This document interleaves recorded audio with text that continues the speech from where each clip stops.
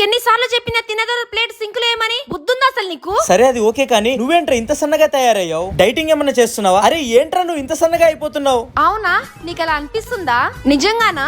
సరే కానీ తిన్న తర్వాత ప్లేట్ సింకులో ఏమని నీకు ఎన్నిసార్లు చెప్పాను? ఆ ఇయర్ రింగ్స్ ఎక్కడ కొన్నావు? అరే నీ చెవులకి ఎంత అందంగా కనిపిస్తున్నావు తెలుసా నువ్వు? ఓ అవునా, మొన్ననే కొన్నాను, చాలా బాగున్నాయి కదా, దీనివల్ల నాకు అందమే వచ్చేసింది.